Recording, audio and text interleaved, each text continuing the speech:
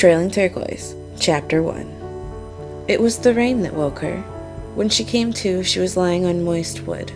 The sounds of the ocean drifted into her consciousness first, followed by its scent. Slowly, as she adjusted to the individual feeling of each of her limbs, she forced herself to sit up.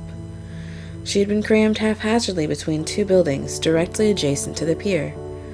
Tearing her eyes from the sea beyond with a slow motion as she looked around her, she realized something terrifying. She was alone. The sound of someone knocking on the door woke her with a start, and startled, Alona sat up. Shaking her head, and hopefully the memories with it, Alona pushed to her feet. They always seeped in when she slept, as if they knew to wait when she was weakest to bring her even farther down. The inn's wooden floor beneath her feet was some measure of clean. Clearly it had been scrubbed at least once in its lifetime, but nevertheless she'd left her boots on while she slept. Resting her hand against the door, Alona took the briefest of moments to compose herself, and then she opened it. The inn maid, holding a jug of water, beamed up at her. However, the inviting steam curling up from the liquid surface captured far more of Alona's attention than the young woman's smile. Stepping aside before the girl could speak, Alona silently gestured inside, one hand still holding onto the door. Alona watched idly as the woman pushed aside the aged folding screen from the worn copper tub and began to anticipate the bath. Another inn worker, this one a man carrying two more large pitchers of water, followed. They poured the water into the tub, before vanishing briefly and returning with one more set of jugs to fill it. Holding the final decanter of water, the maid offered a now bland gaze and a practiced smile to Alona.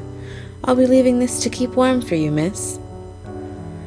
She set it down next to the small stove used to heat the room before heading towards the door. Alona hesitated a moment, but rested her hand against the maid's shoulder before she could leave, slipping an extra coin into the girl's hand. Alona had been in enough inns to see this was a hard, thankless job, and while she hadn't the energy to speak pretend platitudes, this she could do. Flickers of surprise preceded gratitude in the maid's expression before she nodded and let herself out.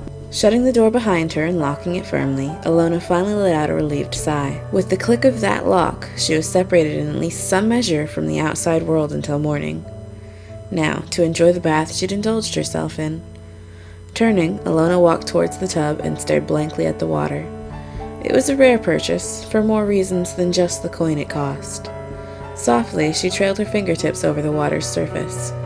A familiar tingling spread from the scant spaces where the water kissed her skin, and Alona once again heaved a sigh. "I don't know why I ever expect anything else," she murmured to herself, beginning to undress. She discarded her cloak first, setting the deep green fabric within reach of the tub, before she removed her outer tunic. Her stiffened leather corset followed. Setting both on the bed next to her discarded weapons, Alona sat down to tug off her knee-high boots. Left only in her long-sleeved undershirt and her breeches, Alona took a moment to glance around. She listened for anyone who might be heading towards her room before reaching out and moving the screen. She angled it to shield her from the door and window once she was seated in the tub. Satisfied she was as safe as she could manage, Alona removed the remainder of her clothes and slid slowly into the water. With every soft wave of the water crawling over her skin, it began to change. The lithe pale flesh began to morph, and Alona watched. No matter how many times she had seen it happen, she was unable to take her eyes away as rows of scales began to grow along the submerged skin. Their vivid color was a deep blue-green she'd once seen matched that of the sea swimming with algae, and they had an iridescent green sheen beneath the water even now. Alona's heart ached. She was reminded as she stared at them, reminded with every movement of the water of all that she was not. She was not human, nor would she ever be accepted by them. Coated in the scales of some sort of monster, how could she ever expect acceptance? For all she knew, she may very well be exactly that. Sighing and pushing those thoughts from her mind, Alona picked up the cloth the inn had provided. Carefully, she began to wash the gum of the forest off of herself. With each swipe of the wet cloth, more scales appeared. She washed with great care. The scales weren't sharp, but their shape lended itself towards a rounded peak that could easily destroy a weak cloth. Despite her wariness of the dangers if she got caught, Alona relaxed into the hot water. The sensation of the warmth against her sore muscles was intoxicating.